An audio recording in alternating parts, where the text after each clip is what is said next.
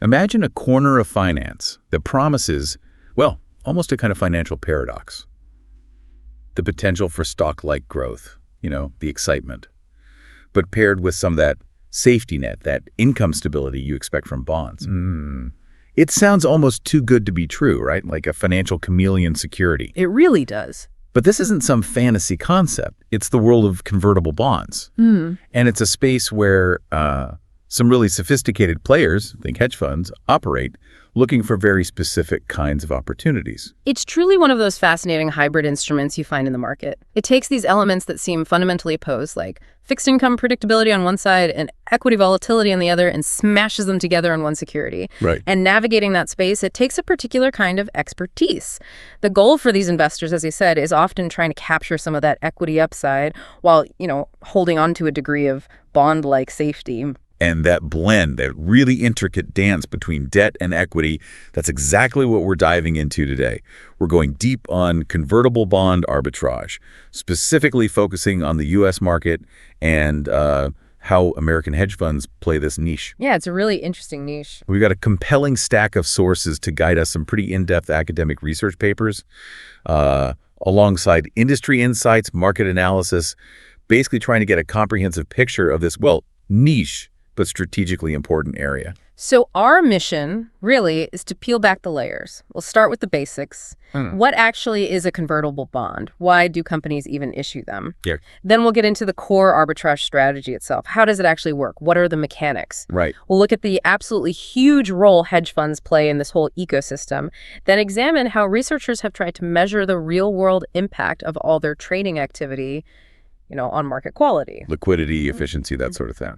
Exactly. And finally, look at what recent research and market shifts, especially post-COVID, tell us about how the strategy is evolving and what factors really influence its effectiveness today. All right, sounds like a plan. Let's not waste any more time. Let's unpack this unique corner of the financial landscape. Okay, let's start by laying the groundwork. The convertible bond itself. At its heart, what are we actually talking about here? Think of it like a security with dual citizenship. On one hand, it's definitely a bond. It comes with all the core features you'd expect from traditional debt. Right. The issuer promises to pay you regular interest, the coupons. And crucially, they promise to repay the principal amount, the face value, on a specific date in the future, the maturity date. Standard bond stuff. Exactly. And importantly, in a company's capital structure, debt generally sits higher up than equity. So if the company hits trouble, bondholders, including convertible holders, usually get paid back before shareholders do. Okay, that makes sense. That's the safety aspect. That debt aspect provides a kind of cushion, right? A floor value for the bond's price, rooted in its value just as a plain old debt instrument. That's the bond DNA, as you say. But then there's this distinct equity feature baked in. Yeah. It contains an embedded option. This gives the holder the right, but crucially not the obligation, to convert that bond into a set number of the company's common stock shares. And that number is fixed. That number is fixed, yeah. It's called the conversion ratio. And this option, this is where the magic happens from an upside perspective.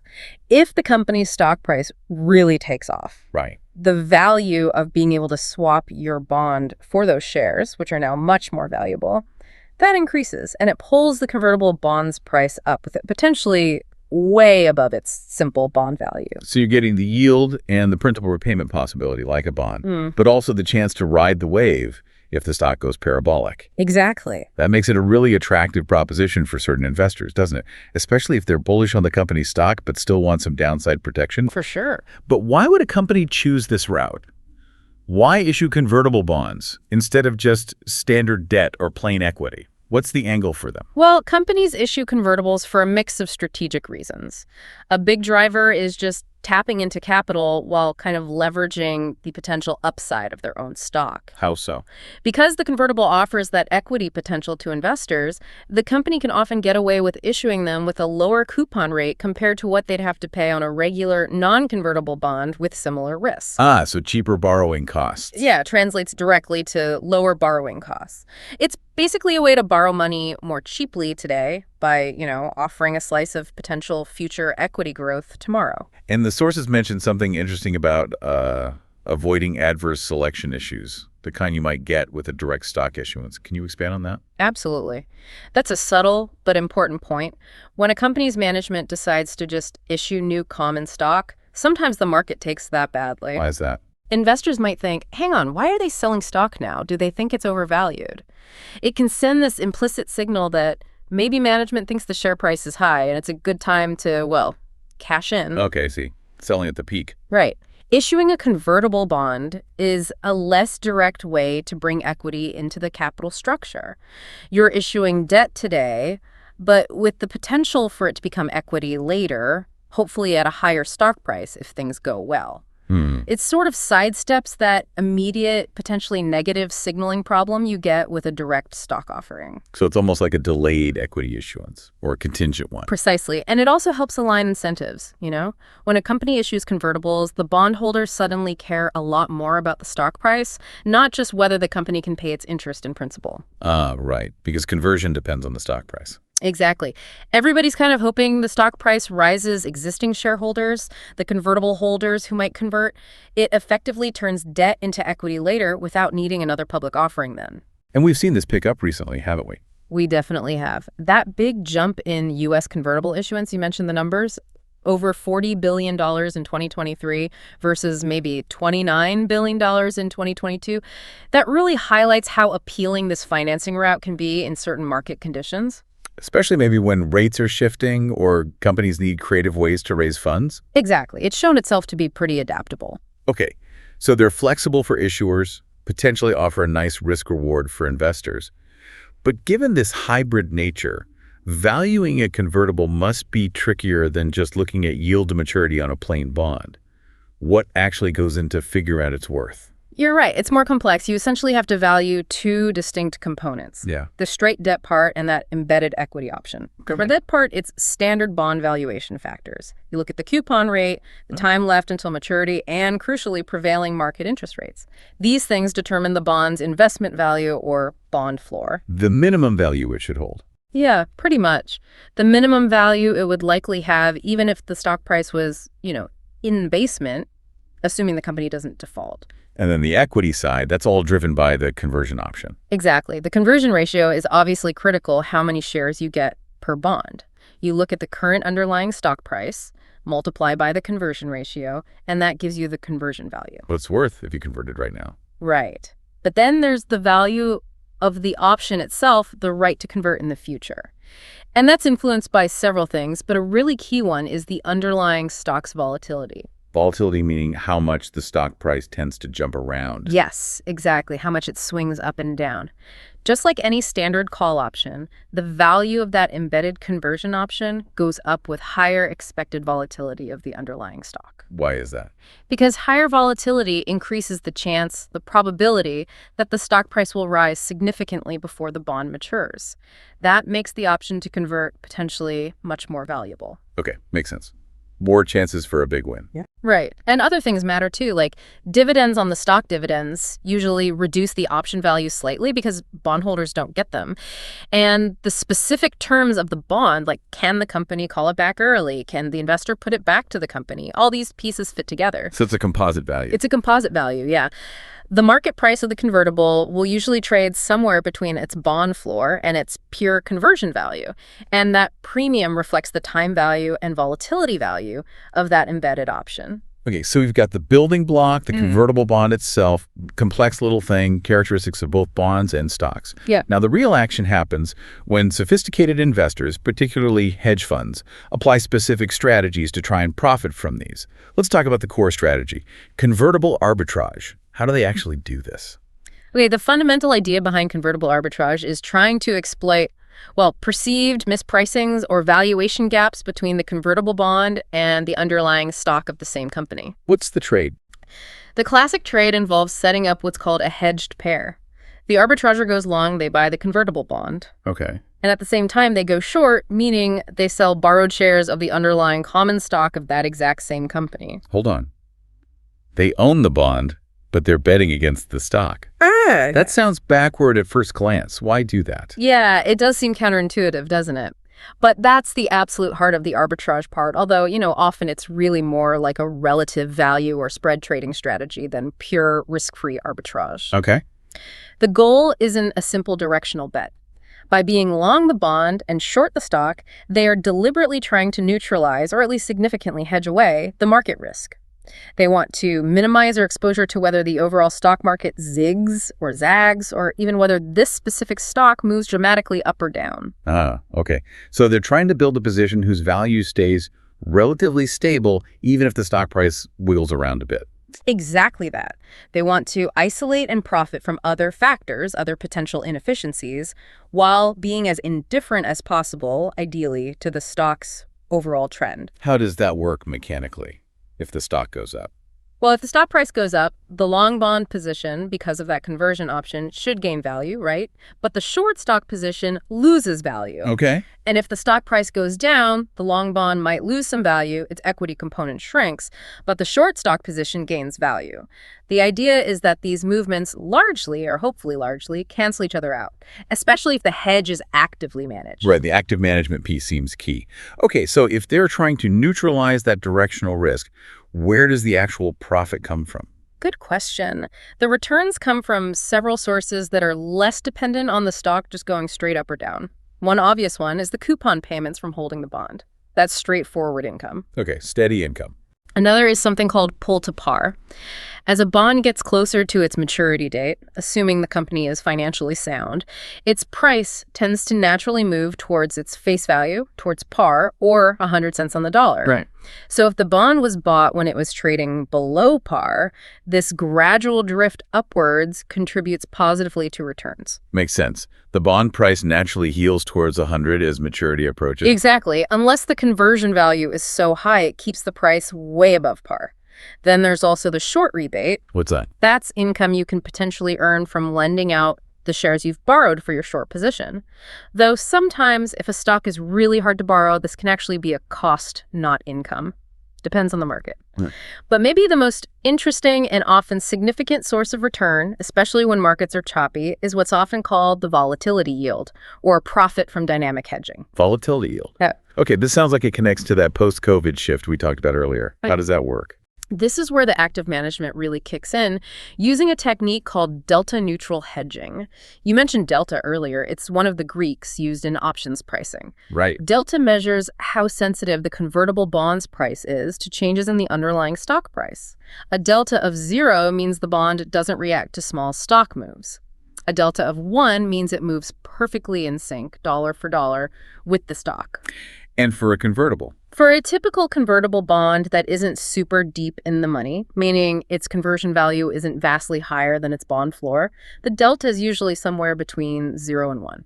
So it acts partly like a bond, partly like the stock, like a dimmer switch showing how much stockness it has at that moment. That's a great analogy. Exactly. And the crucial thing is, the delta isn't static. It changes depending on the stock price, interest rates, volatility, time left, all those valuation factors we discussed. Right.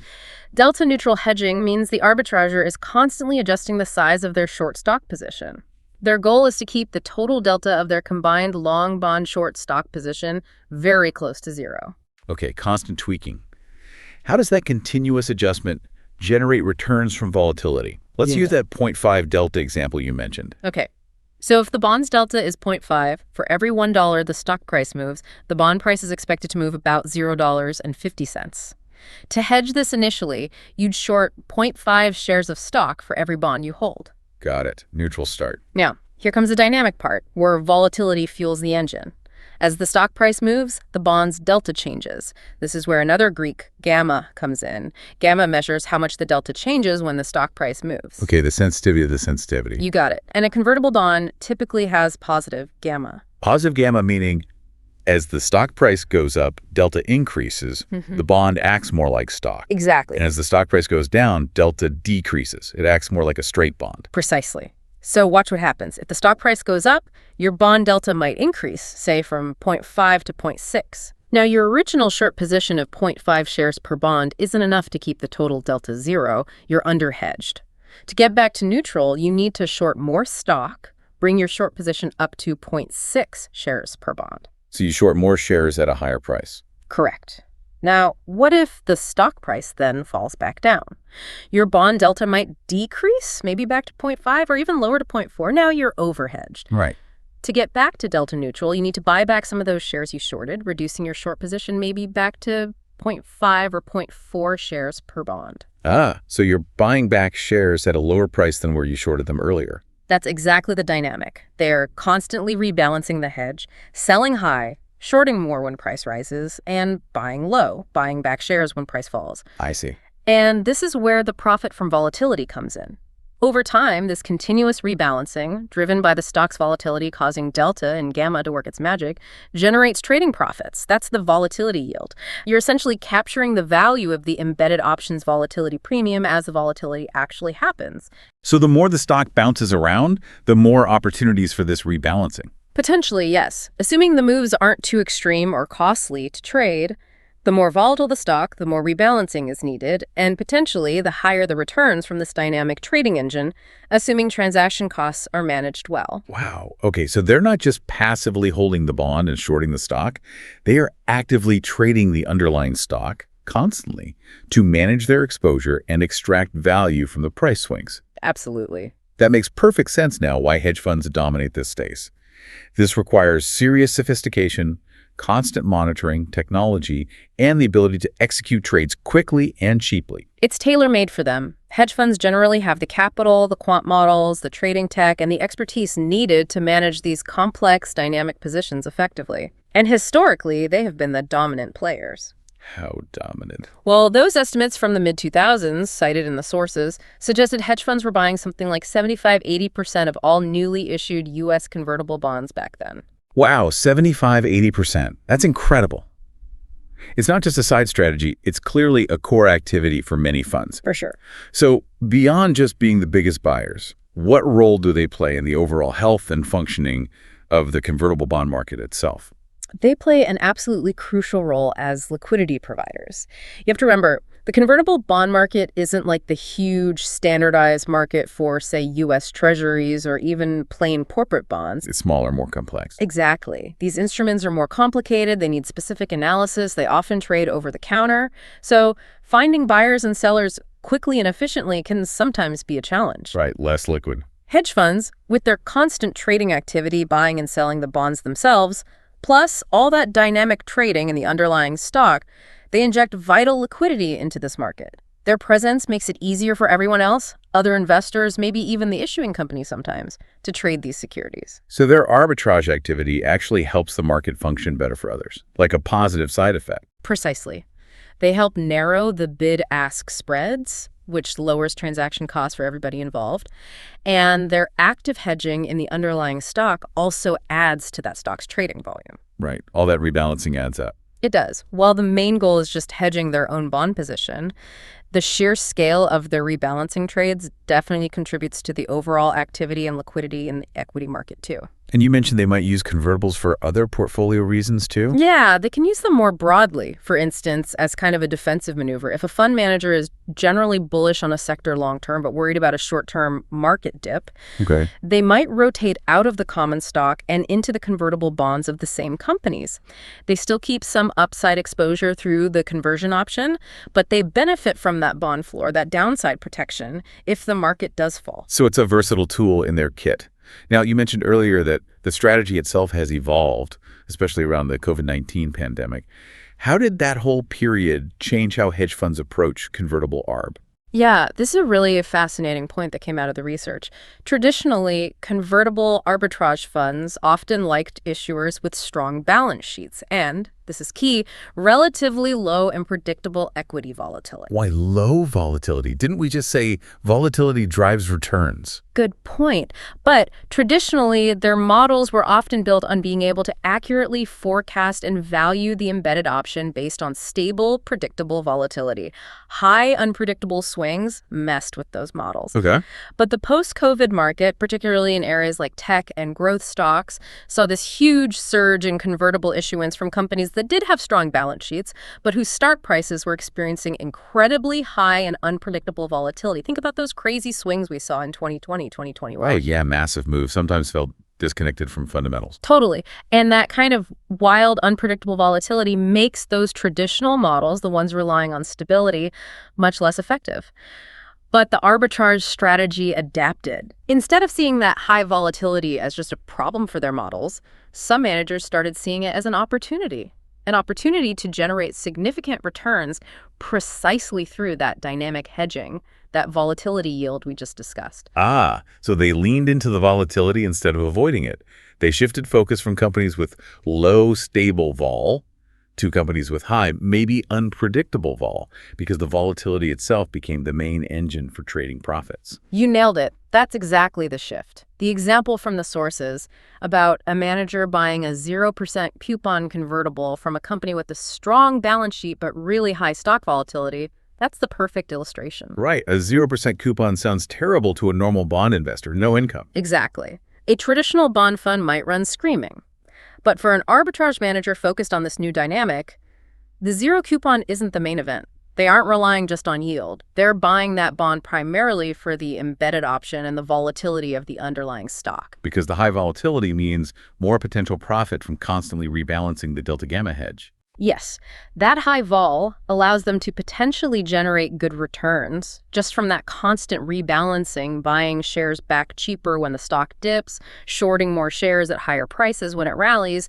They're actively harvesting that volatility. And this works even with no coupon. It can, yeah. And it's often largely independent of what the broader credit markets or the macroeconomy are doing, as long as that company's balance sheet stays strong enough to avoid default risk, which would obviously crater the bond value. That evolution really shows how nimble these strategies can be.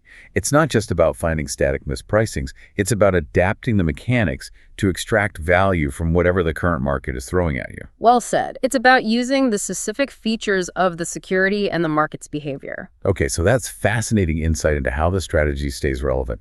Now, how do we actually go from observing what hedge funds do to measuring the impact of all this activity on the broader market? That sounds really challenging. It is challenging, definitely, because as we know, hedge fund positions aren't typically public knowledge. Their strategies are proprietary. So researchers have to get clever and use proxies, indirect measures for arbitrage activity. Okay, and what proxy did the key study we're looking at use? The one covering 2009 to 2023. The main proxy they used was the change in short volume in the underlying stock, specifically measured right around the time the convertible bond was issued.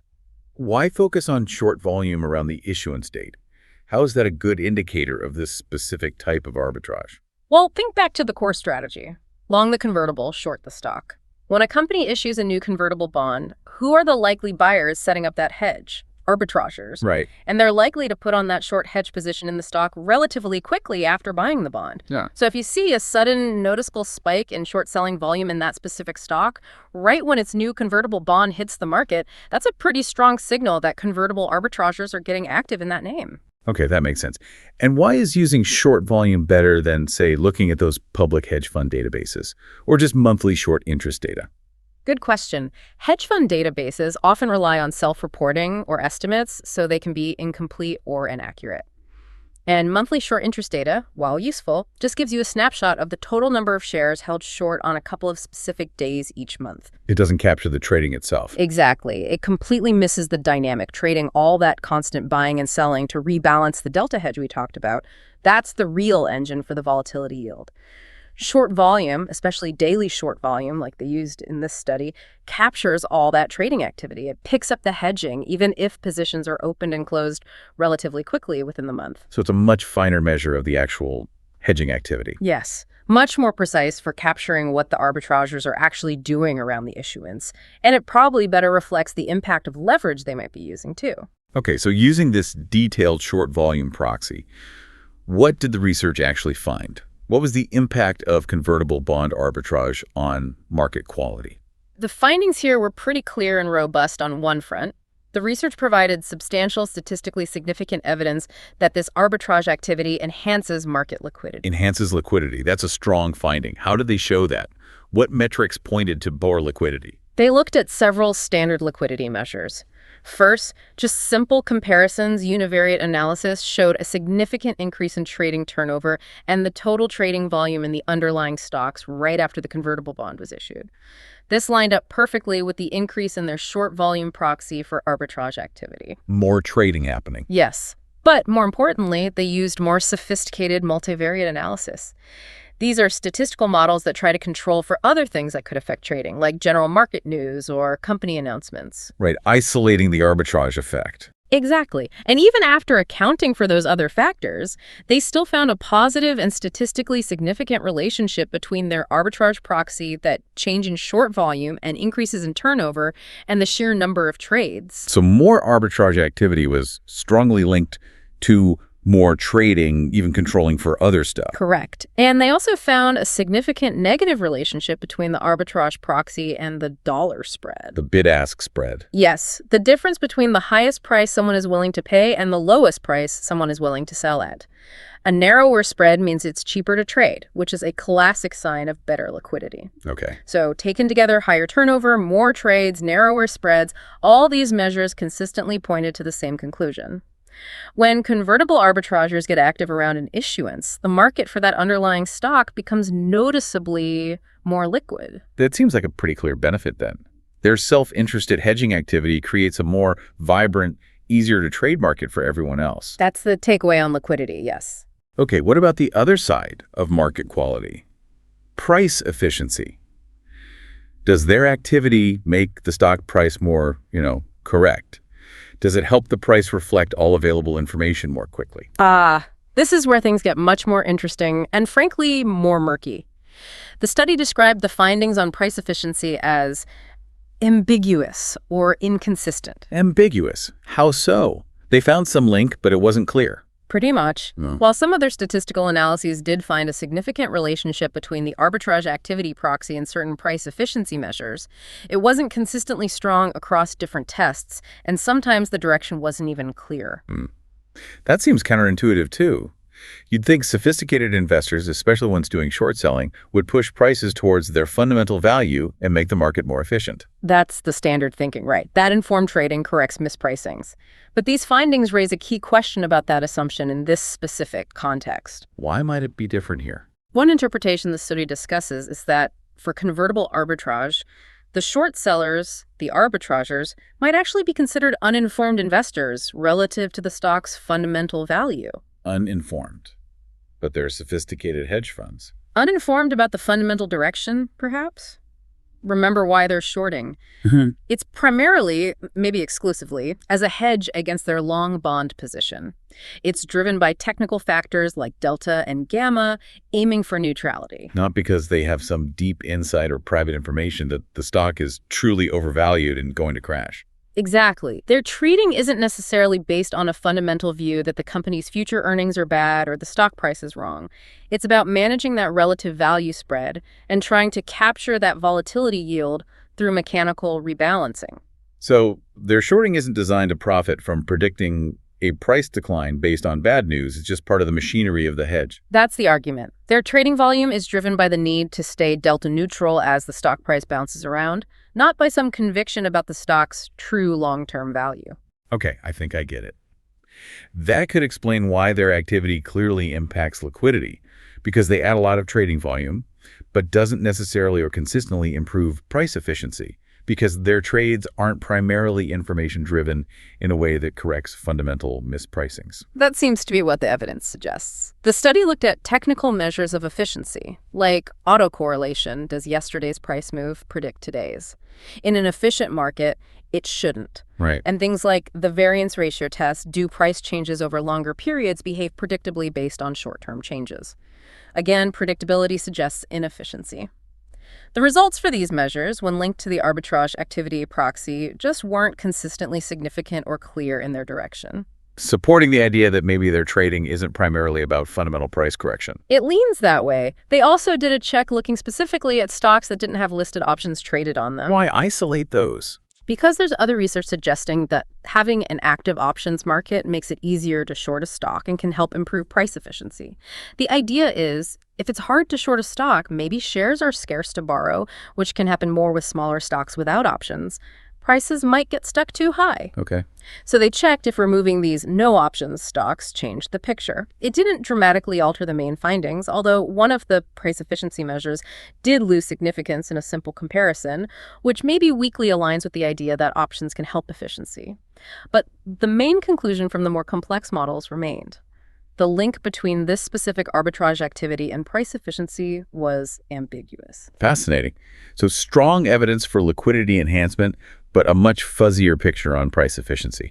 That distinction itself is really insightful. What other factors did the research dig into that might influence these market quality outcomes? Investor sentiment was a big one they considered. The general mood of the market, bullish or bearish. It's well known that sentiment can influence trading behavior and overall market conditions. Right. So how did sentiment play into their findings about arbitrage and market quality? Well, first, the research confirmed what other studies have found. Higher, more positive, more bullish investor sentiment generally seems to boost market liquidity. People trade more when they feel good. Basically, yeah. Higher sentiment often correlates with higher turnover, more trading volume, and narrower spreads. That seems pretty consistent across finance research. Okay. And how did the hedge fund's specific arbitrage activity relate to this broader sentiment effect? This is where it gets interesting. Hedge funds, with their sophisticated models and quantitative approaches, you might expect them to be less influenced by the general market mood swings compared to, say, retail investors. Right, they're supposed to be rational. Supposedly. So their core arbitrage and hedging activity might have an impact on market quality that's independent of whether the overall market is feeling cheerful or gloomy. And did the study find that? Yes, the findings supported that idea. Their main arbitrage proxy, that change in short volume around issuance, remained a robust and statistically significant predictor of better liquidity, even after they statistically controlled for the investor sentiment factor. They used the Baker and Wergler Sentiment Index, which is a standard measure. So even accounting for the market mood, the targeted arbitrage activity still added its own distinct liquidity boost. That's what the data indicated. It suggests that while sentiment certainly matters for overall market liquidity, this specific strategy brings something extra to the table around issuance times. What about sentiment and price efficiency? Interestingly, the study didn't find a significant relationship between investor sentiment and their measures of price efficiency. This actually differs from some other research out there that had suggested sentiment-driven trading might potentially impact efficiency, maybe by bringing more diverse opinions into the market. Okay. Did they consider the possibility of reverse causality? Like, could the hedge fund's shorting activity itself contribute to negative sentiment? That's a really valid point. Large-scale shorting across the market could certainly feed into a more bearish mood. The study did briefly look at the overall trend in total market short interest compared to the sentiment index over their whole sample period, 2009 to 2023. They noted the sentiment index was pretty low early on, then rose quite a bit after 2020, lining up with those post-COVID market dynamics. Total market short interest generally declined during that same period of rising sentiment. Which could suggest some link. Less shorting, more bullishness. It could, but they cautioned the trends weren't perfectly aligned over the entire 14-year span. And, importantly, their main focus wasn't total market shorting, but that specific change in short volume right around convertible issuance. And that proxy held up as predicting liquidity regardless of the background sentiment level. Okay, so separating cause and effect with sentiment is tricky, but the arbitrage liquidity link seems solid either way. What about looking further out? Did the research examine the long-run performance of the underlying stocks after a company issued a convertible bond? Yes, they did. They analyzed the cumulative abnormal returns for the stocks. Basically, how did the stock perform compared to what you'd expect or compared to a benchmark over time? And what did they find for the 2009-2023 period? Over that whole period, the stocks that issued convertibles actually showed positive performance overall. They did lag the market a bit right at the start of the COVID shock in 2020, which makes sense, but they recovered. And specifically looking at the period after the convertible was issued. Yeah, looking at holding periods after the issuance date, like 6 months, 12 months, 18, 24 months out, they found average positive holding period returns. Positive returns. Hang on, that seems counterintuitive again. Isn't there older research suggesting stocks tend to underperform in the long run after issuing convertibles, often interpreted as a negative signal from management? That's exactly right. And the study explicitly notes this finding as puzzling when compared to some of that earlier literature. There definitely is prior work suggesting long-run underperformance follows convertible issuance. So why the difference? New study finds positive returns. Older studies found negative. Several things could be going on. Different market periods studied, maybe the 2009-2023 period was just different. Changes in the types of companies issuing convertibles, perhaps more growth-oriented tech companies recently whose stocks did well overall, or just different methodologies used in the research. It's hard to say for sure. But crucially, does this positive long-run stock return mean the arbitrageurs were losing money? Yeah. Because they were short the stock? That's the absolutely essential clarification. No, it doesn't mean the arbitrageurs necessarily lost money. Remember their position. Long the bond, short the stock. Right, hedged. If the stock price goes way up over the long term, yes, they might lose on their short stock position, but they gain on their long bond position. The bond's value increases because the conversion option becomes more valuable. Maybe they even convert it into that valuable stock. Their profitability depends on how well they managed the hedge, collected yield, captured that volatility yield, and the initial spread, not just the outright long-term direction of the stock price. Okay, vital point. Their strategy isn't a simple long-term directional bet on the stock. And you're saying this finding of positive long-run stock returns doesn't necessarily prove that the arbitrage activity itself caused that positive performance or somehow improved price efficiency over the long haul. Exactly. The connection between the arbitrageurs' short-term dynamic hedging trades and the fundamental long-term valuation performance of the stock over months or years is really complex and isn't clearly established by these findings. The main measurable impact they found for the arbitrage activity was on liquidity in the short term, not necessarily on long-term price correction or performance. This is just incredibly layered, isn't it? You've got bond analysis, options theory, dynamic hedging, market microstructure effects. Clearly, for any investor looking at this, whether sophisticated or not, there have got to be significant risks involved. Oh, absolutely. For anyone considering investing directly in convertible bonds or even in funds that use them, there are several inherent risks to be aware of. Like what? Well, there's conversion risk. Simply the risk that the stock price never rises enough to make converting the bond into stock actually worthwhile. You might just end up holding a potentially low-yielding bond. Okay. There's standard interest rate risk for the bond component. If market interest rates go up, the value of the fixed income part of the convertible tends to fall, just like a regular bond. Makes sense. Credit risk, of course. This is standard for any corporate bond. It's the risk that the company issuing the bond might run into financial trouble and default on its interest payments or fail to repay the principal at maturity. And liquidity risk, which we touched on. It might be hard to sell the bond quickly without taking a price hit. Right, especially for bonds from smaller issuers or in stressed markets. And then there's general equity risk. The underlying stock price is volatile, and that significantly impacts the value of the conversion option and therefore the overall convertible bond price. And for the arbitrage strategies themselves, there must be extra layers of risk. Definitely. The complexity of managing that dynamic hedge introduces risks. There's gamma risk, the risk that delta changes rapidly, tracking error risk. The cost of maintaining the hedge can fluctuate, especially the cost of borrowing stock for the short position. And there's always jump risk. The danger of a sudden large market move may be due to unexpected news that overwhelms the hedge before you can adjust it. It's certainly an a set it and forget it strategy. What about the practical side, like taxes? How does the IRS view these hybrid things? For U.S. investors, the tax treatment kind of mirrors the hybrid nature. First, the regular interest payments you receive, the coupons. Those are typically taxed as ordinary income in the year you receive them, same as interest from a regular bond. Okay, income is income. What about when you sell the bond or convert it into stock? That's usually treated as a capital gain or loss event. When you sell the convertible bond itself on the market, or when you actually exercise the option and convert it into shares, any profit or loss compared to your cost basis is generally a capital gain or loss. Short-term or long-term? That depends on how long you held the bond before selling or converting. If you held the convertible bond for 1 year or less, it's typically a short-term capital gain or loss, taxed at your ordinary income rate. If you held it for more than a year, it's usually a long-term capital gain or loss, which often qualifies for those potentially lower long-term capital gains tax rates. And things like IRAs or 401ks. Holding convertibles in tax-advantaged accounts like those can defer the taxes, or in the case of Roth accounts, potentially eliminate taxes on gains until you take withdrawals in retirement.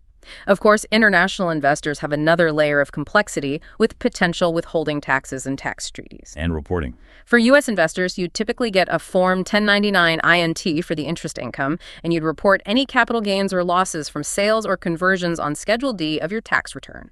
Good record keeping, especially tracking your cost basis, is pretty important. Looking down the road, are there any interesting trends emerging that might shape the future of the convertible bond market or these arbitrage strategies? The sources did touch on a few possibilities. Technology is always a potential driver of change in finance. You could see things like blockchain or smart contracts eventually being used to streamline the conversion process itself. How so? Imagine automating the execution of the conversion option based on preset conditions coded into a smart contract.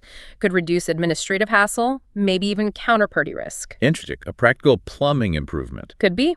There's also talk about more green convertibles or ESG-linked convertibles. ESG, environment, social, governance. Right. Imagine a convertible bond where the conversion ratio, or maybe some other term, isn't just tied to the stock price, but also linked to the company achieving specific environmental or social targets.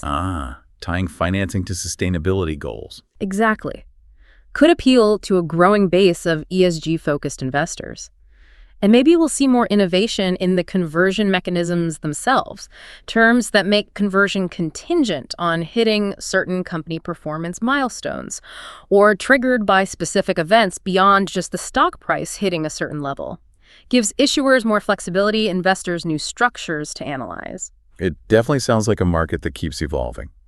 Now, before we wrap this all up, it's important to note, as good research always does, that the study we leaned on acknowledged its own limitations.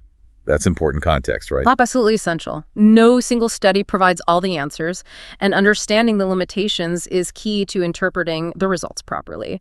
The study mentioned that, variability within their sample of convertible bonds, or maybe the overall sample size, could potentially limit the statistical significance for some of the findings. Meaning some relationships might be real, but just didn't show up strongly enough in this data set.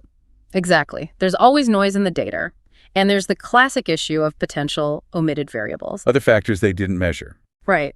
Other things that weren't included in their statistical models but could be influencing both the arbitrage activity and the market quality measures, potentially confusing the picture. Like what sort of things? Could be specific features of the bonds themselves that vary, maybe complex legal covenants, unusual call or put features, differences in credit ratings reflecting the issuer's health, or broader market conditions that are hard to perfectly capture, maybe regulatory differences across states affecting trading, or even specific corporate events like stock splits, big dividend changes, or merger news happening right around the issuance that could influence trading independently of the arbitrage strategy itself. So even with that detailed short volume proxy, there are still other moving parts out there that could be playing a role. Yes, that's just the reality of trying to isolate cause and effect in complex financial markets. However, the study did emphasize that despite these potential limitations, their data generally seem to have enough statistical power. And the key results, particularly that strong finding about liquidity enhancement, seemed robust. They held up when tested different ways across different time periods within their sample. Okay, so that gives confidence in the core conclusions, even if some areas, like that price efficiency link, remain a bit ambiguous and maybe need more research. Precisely. Okay, we have covered a lot of ground here. Let's try to distill this down. What are the main takeaways from this deep dive into U.S. convertible bond arbitrage? Okay, takeaway number 1, the foundation. Convertible bonds are truly hybrid beasts. They blend bond features income, downside protection, with equity features that upside potential via the conversion option. And they give companies a flexible way to raise capital, sometimes more cheaply. Got it. Second, the strategy. Convertible arbitrage. It's a sophisticated hedge fund game. Usually involves being long the convertible bond, short the underlying stock. The main goal. Neutralize directional market risk. Okay. And profit from other sources. The coupon yield, the bonds pulled to par, maybe short rebates. And critically, That volatility yield generated by actively, dynamically hedging using delta neutrality. Right. Third, the players. Hedge funds are the big fish in this pond, huge participants. And their constant trading activity, especially that dynamic hedging, plays a really vital role in providing liquidity, making these markets work better for both the convertibles themselves and the underlying stocks. Okay. And fourth, the impact based on that research using the short volume proxy. Strong evidence, very robust finding. Convertible bond arbitrage significantly enhances market liquidity, makes it easier, cheaper for people to trade the underlying stocks around issuance time. But the picture on price efficiency is much less clear.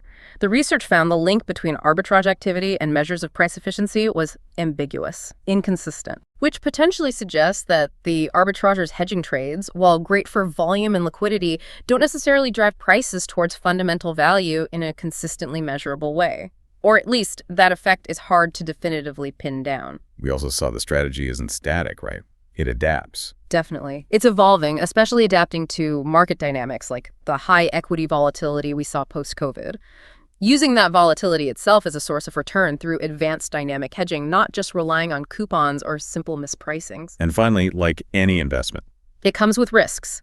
Convertible bonds have conversion risk, interest rate risk, credit risk, liquidity risk, equity risk.